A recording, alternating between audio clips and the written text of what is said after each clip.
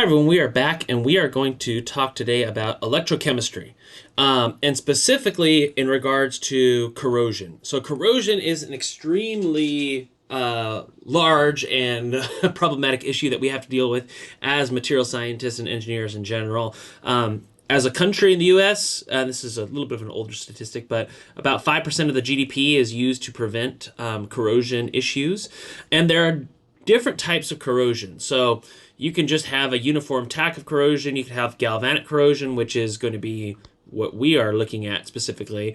You could have crevice corrosion. So if you have crevices between materials, so if the surface is not completely smooth, pitting, localized corrosion in holes or defects, scratches, intergranular corrosion. So if you have a system with different grains and grain sizes, corrosion basically between the or along the grain boundaries.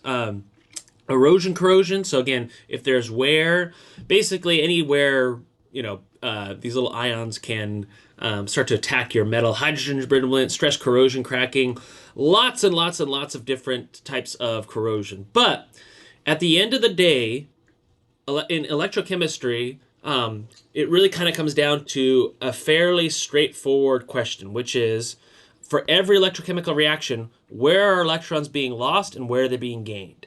And we're going to deal with a lot in the coming videos with redox reaction. Redox, which is a combination of reduction and ox, which is our oxidation.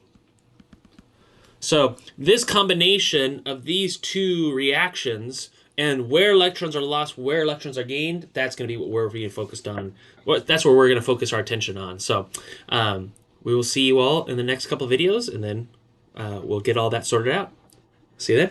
Bye.